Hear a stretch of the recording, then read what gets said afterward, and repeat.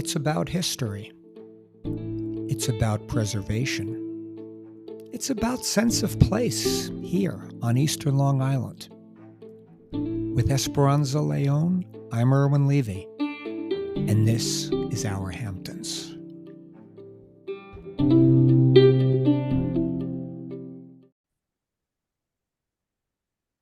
Esperanza.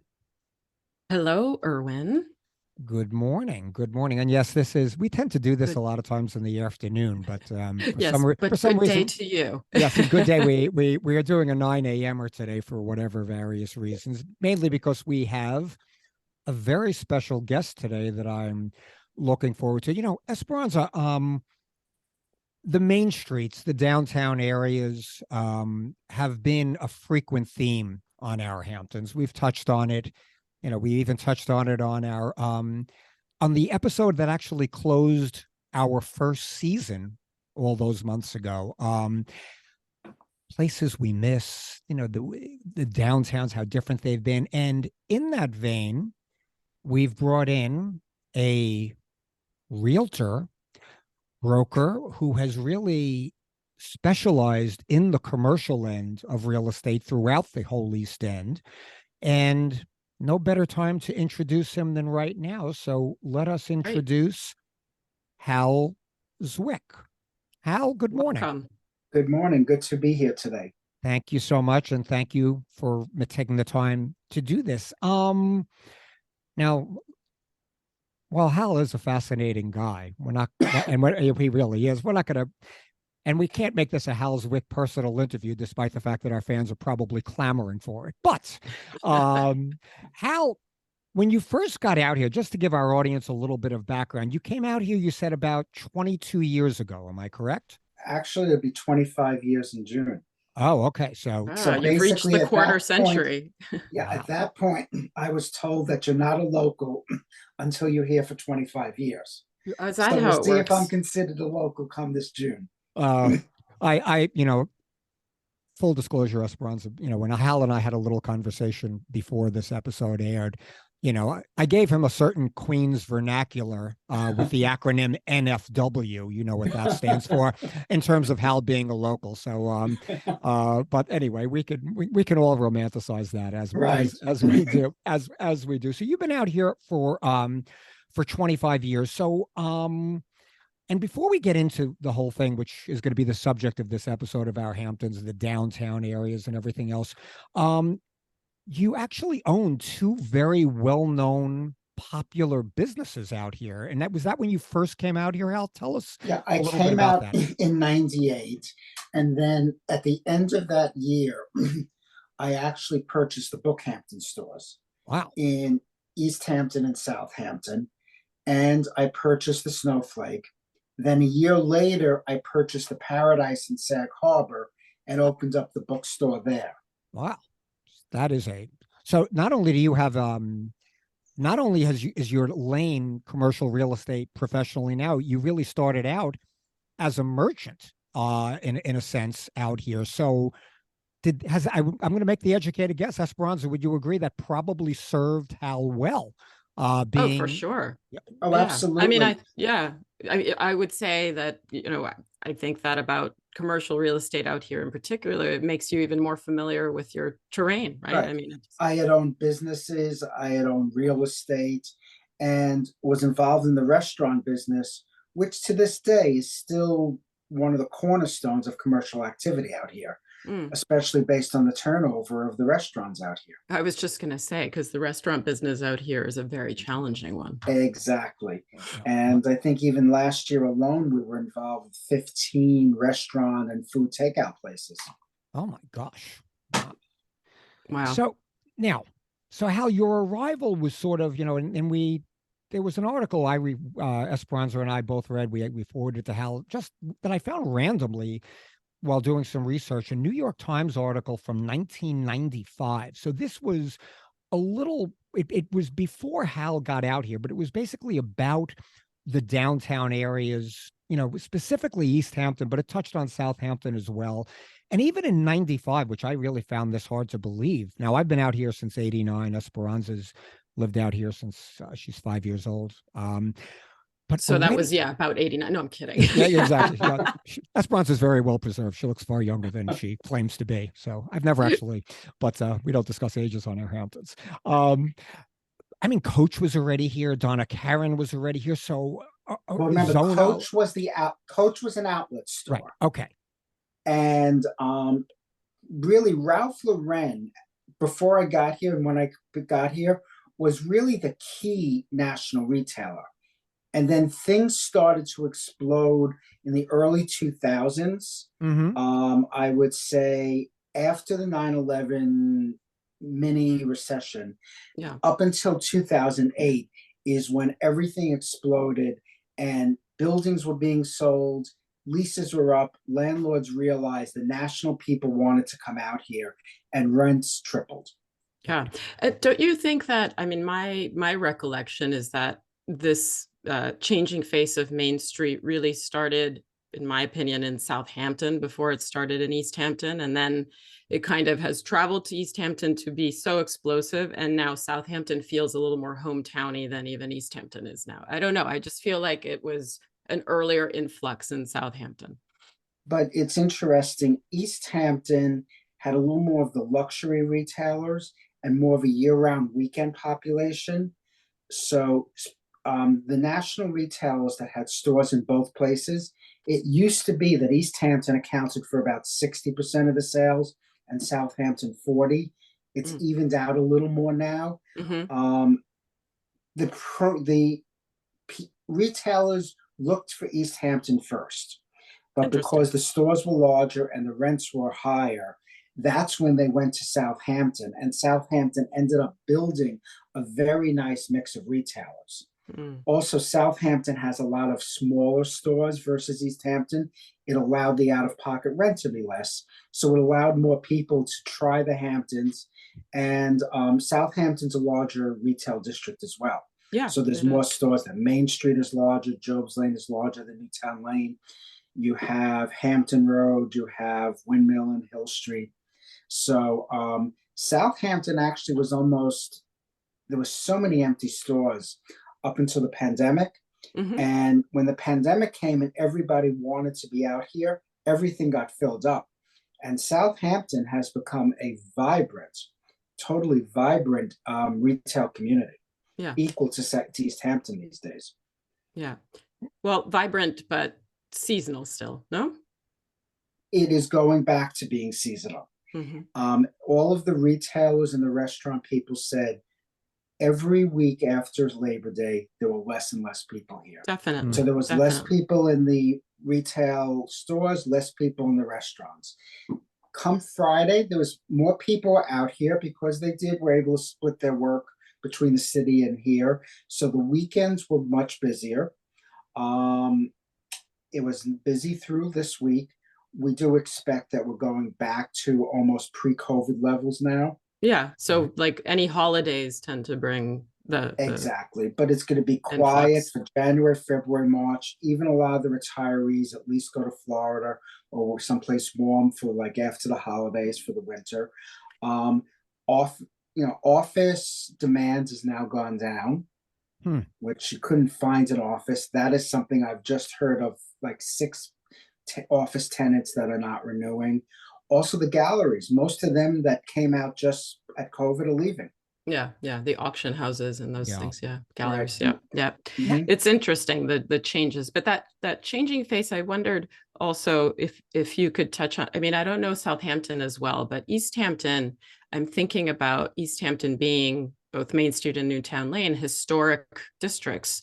And I just wondered how that plays into your business and how you approach these sales of buildings when they do take place in informing your buyer about that particular detail, because I think that has a lot to do with this sense of place that Irwin and I are always talking about. The historic districts are historic districts for a reason. Right. And I can personally attest that East Hampton has changed, not tremendously, but I see the changing tide of, not just the stores that are coming in, but there are changes to the buildings that have changed the face of Main Street. Yes, because, the people, most of the buildings were owned by local people, generations who were here for a long time. Right. And many of them had businesses within those buildings. And then they realized that because of seasonality, they can make more money being a landlord. Yeah, they cashed out. They cashed out. That's And as much as they might complain about how the village has changed, the type of retailers, you can't go to a shoe repair place or whatever, they cashed out, which they were certainly entitled to do. But because of what the people generally from the city paid for the buildings, they were expecting to get much higher rents. And it was at that time that the retailers, the national retailers, and even independent retailers who had a couple of stores in Soho or Upper East Side wanted to be out here because their customers were here or they had homes. And they saw the rents in East Hampton and Southampton very reasonable compared to Manhattan. So they were willing to pay. If a rent used to be $50,000, but in Manhattan they were paying $400, and somebody was asking $150, they thought that was fine. This is sort of exactly where Esperanza Hal is actually segueing for us also. It's amazing how we get all of these seguers, but that's exactly what I wanted to touch on. Because now, again, I know you came out in 98. We're referring to this article from 1995. Right. But my question is, I'd like to just scale it back. Like, when you started getting involved both as a retailer and owner operator of your own small businesses and also getting involved in your current field, when did the real transformation of the mom and pops, and this is a great point you made, which I want to get back to, about how the local retailers did sell out. When did it really start that it transformed from all of these mom and pops? Was East Hampton, and Esperanza, you could probably weigh in on this as well. Was it the late 80s that it was really mostly mom and pops that predated the Ralph Laurens and everything else, right? Yeah, I think even the article in 1995 talks about, I remember Diamonds and other places that it mentions. And at that point, they were cashing out, as we're saying, for whatever reasons that they had. But Hal can speak probably more to that, but it just definitely, I think that the 90s was the real tide change.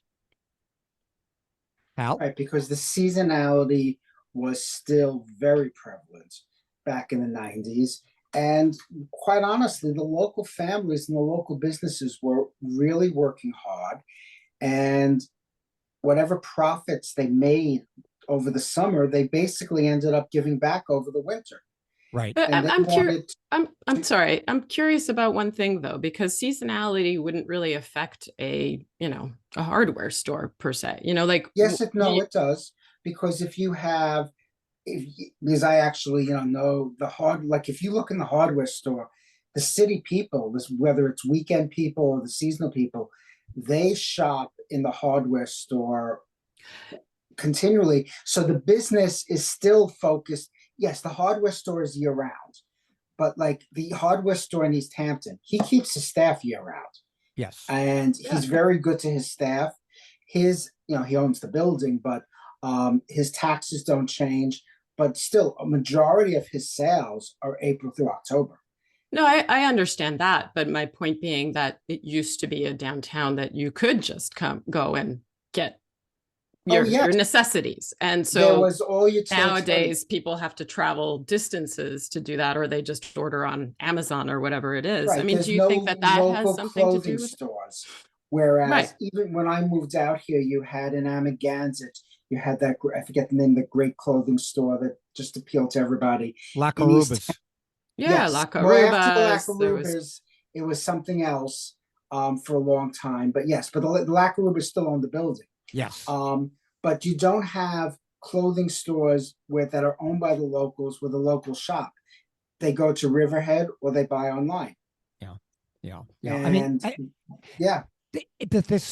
the East Hampton, and we've heard this term used. I've read this term, how, and you touched on it.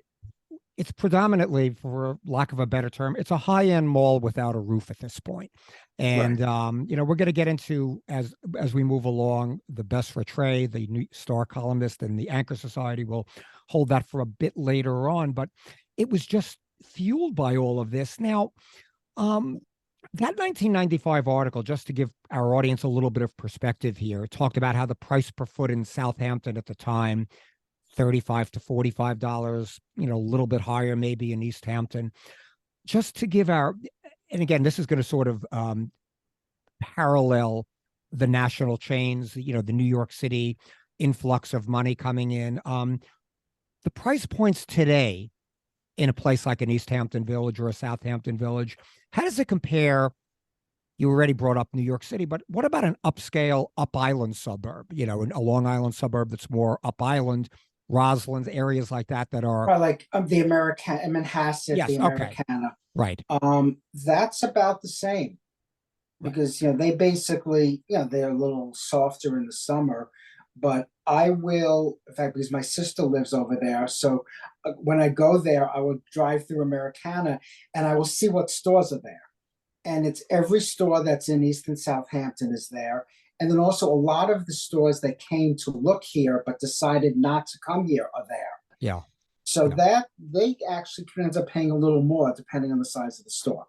Yeah. I used to live in Great Neck, so that was sort of about a mile from where I used to live. And yeah, I mean, I used to have an expression. It was the place almost reeked of affluence. Like, I mean, Yes. every car in the parking lot. I mean, there was, to Esperanza's point, there were no staples to be had in the Americana shopping center. No. I mean, that was literally, you were buying just high-end stuff. But, exactly.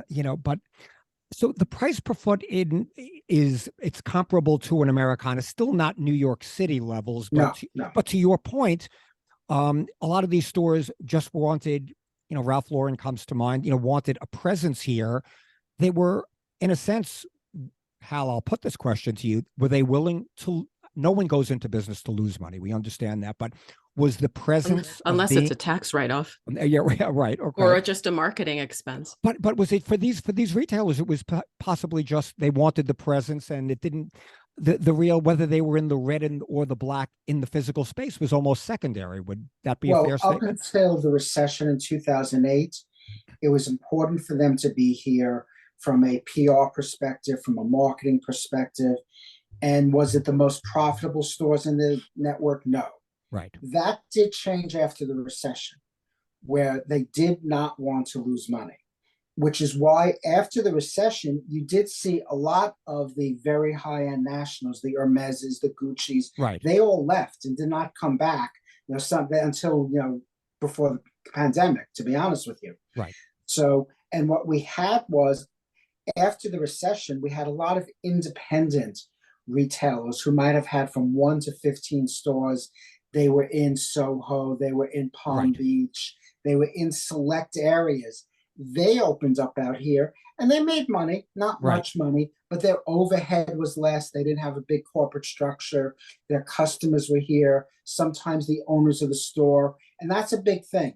You can always tell who's here is based upon the owners or the executives of the company usually have a home out here. Right. Yeah. Yes. And that pushes it, to be honest with you. Esperanza, we've touched on that from time to time in our Hamptons. How you look at Mickey Drexler, Ralph Lauren, Ellie Tahari, and a lot of the other people, they all have homes out here. Yeah. And that's what brought their businesses here initially. You think is that ego part of it, or just they understood. They go into the restaurants, they go into the stores, they would see their customers from the city. Yeah, I see. And they also knew how quiet their business was in June, July, and August, and into September. So they knew their customers were out here. They figured if their out-of-pocket costs were in line, then it was worth having. Yeah, I guess. And so a lot of them still have made a lot of money out here. Yeah, I guess, and invested. Ellie Tahari, I think, bought that building at 1 Main Street. He owns 6 buildings out here. Yes, right. So I mean, there is so there is something like that. But now, talking about bustling downtowns, now it's my perception. I mean, it's a perception the most bustling village down out here to me seems to be Sag Harbor.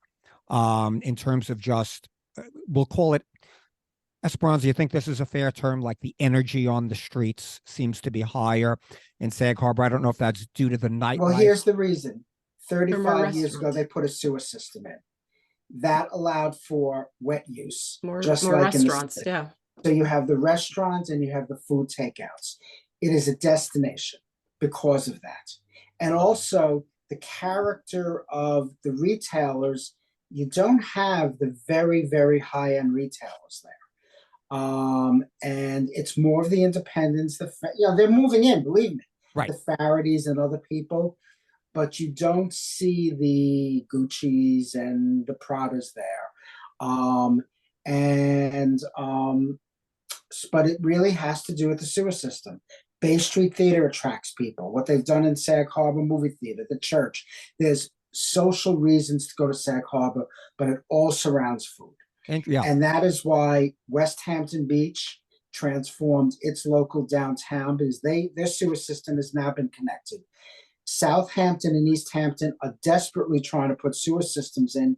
Both mayors now say it's probably 4 to 6 years away, though. Right. And that's interesting. Now, how about the factor? Again, this is perception. Maybe it's reality, but there seem to be more owner operators in Sag Harbor Village than there are in East Hampton. Like there hasn't been, and I guess this corresponds to exactly what you said.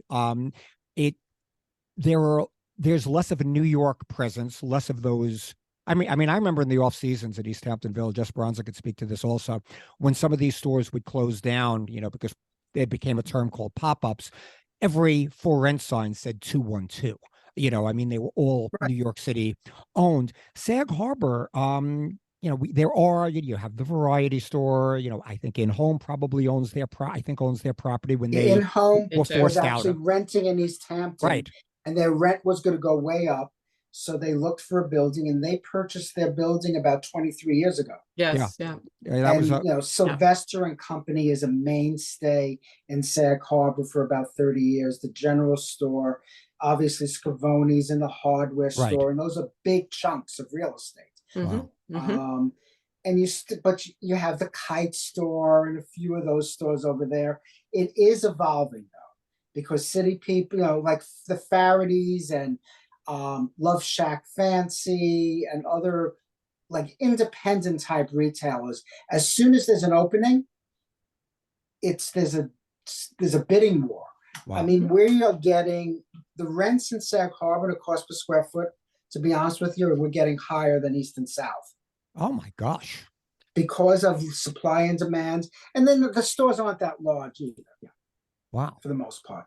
So how do you, I want to get back to, how you see, because in that 1995 article, I think Henry Hildreth, says something like, it's okay, it's fine that we get this upscaling, but, you don't want it to look, it can't be too much sameness. Like if this becomes anywhere USA or anywhere world, then there's no reason what I've really. said to all my landlords is when we have vacancies, we don't necessarily need any more upscale women's clothing stores. Right. We need more of home furnishings, accessories, things like that are going to draw people into the village.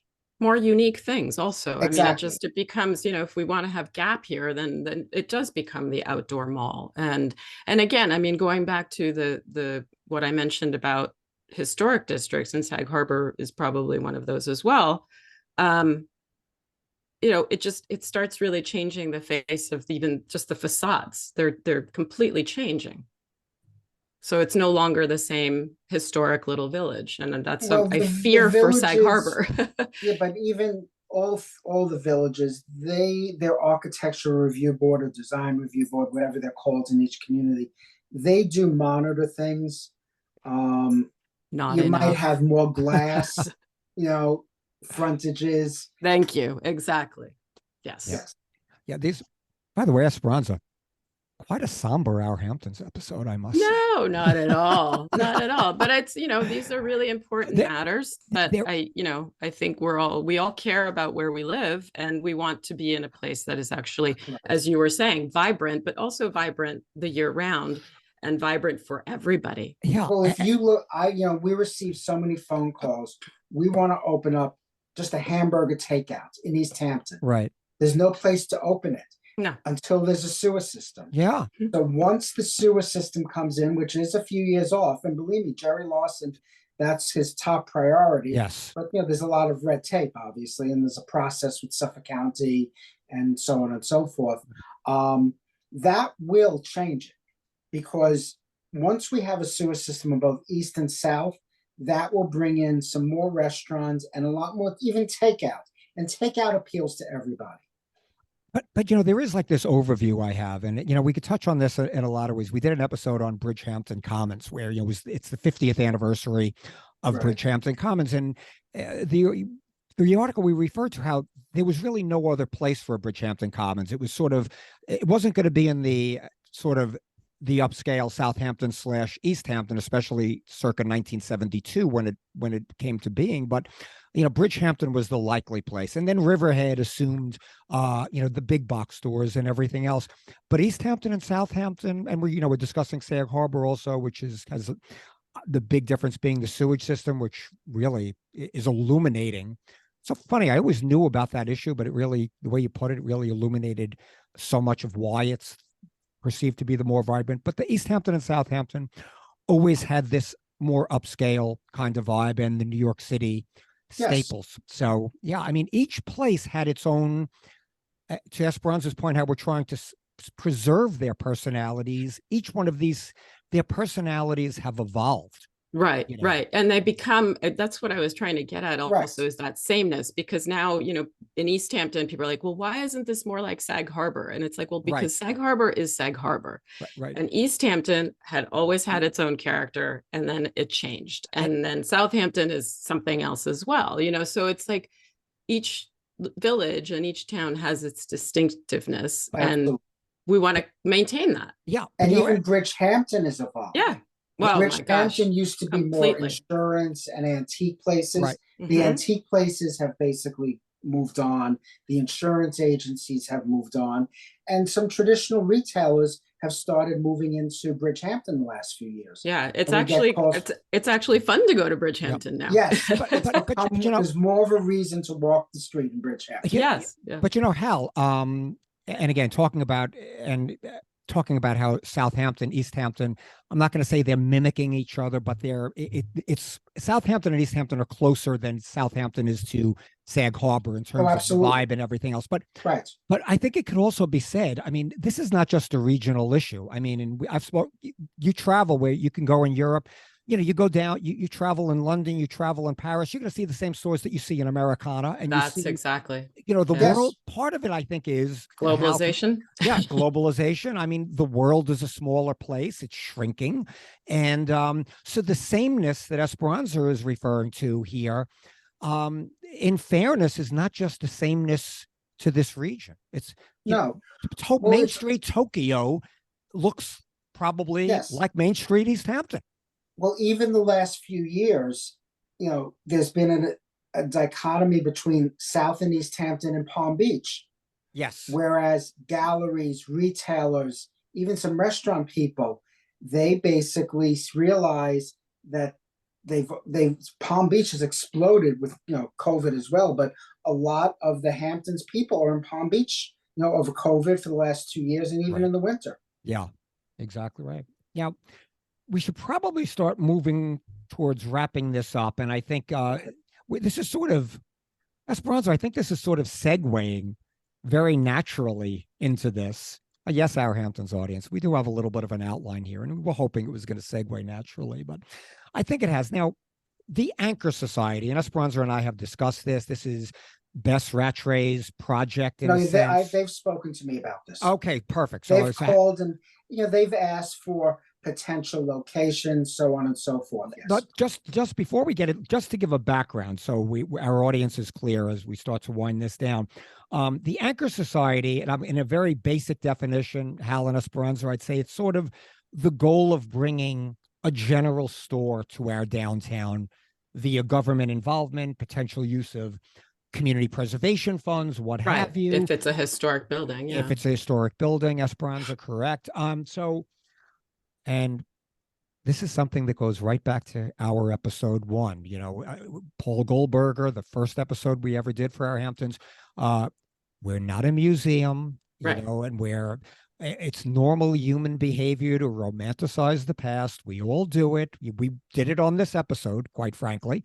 But Hal, is this an exercise in futility, something like the Anchor Society? Is it a pipe dream? Is it just a romantic notion, or is there meat on this bone? There is meat. There are some, from what I understand, and I'm not intimately involved, but I've had conversations with a few of the principals, three of the principals, and their attorney as well. There is financial backing behind it as well. So, and what they're looking to do is, you know, a general store in East Hampton where it would appeal to the local people year round, have a variety of different types of product, not necessarily like the general store, the Five and Diamond Sag Harbor, but maybe something between the Five and Diamond Sylvester and Company. Or Hildreth, yeah, something, yeah. Yeah, exactly. And and that I have not heard in the last couple of months, but, you know, there's some buildings that, you know, 3 buildings that were pinpointed, and they're doing their business plan. That's great. Wow, that's like I can only hope, because I think that, you know, I just learned recently, and maybe you know this, but high schoolers hang out at the LVIS. Wow, they do, and at the library.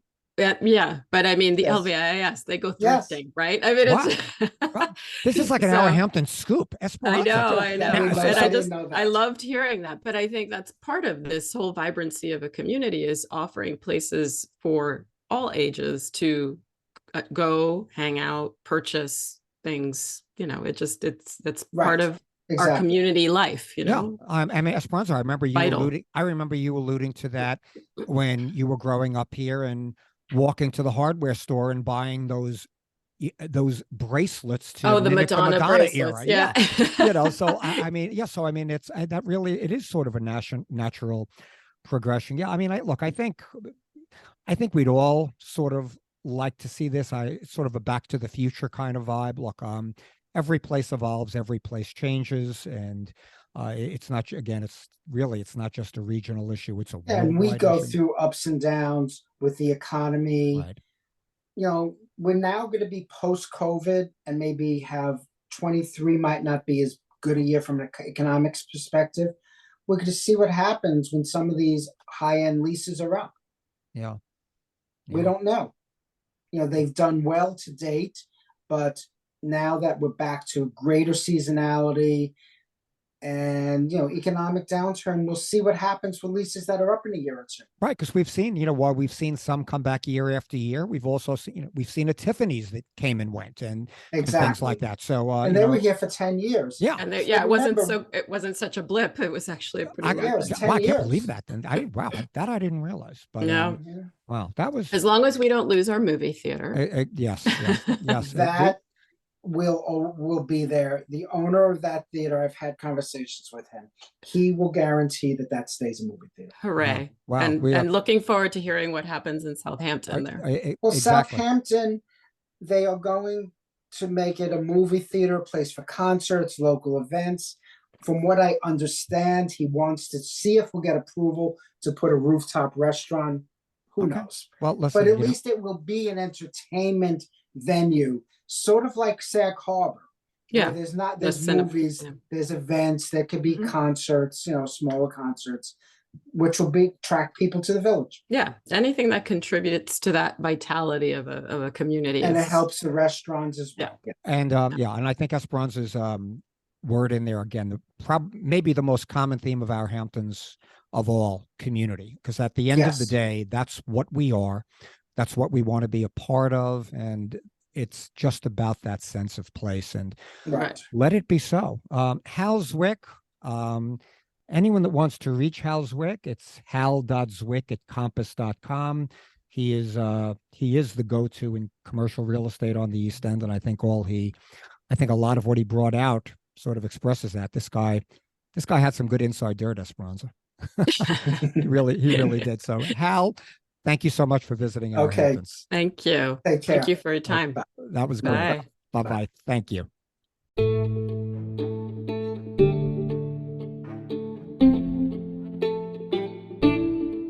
Thanks so much for joining us. New episodes of Our Hamptons are released every other Tuesday. Find them wherever you get your podcasts.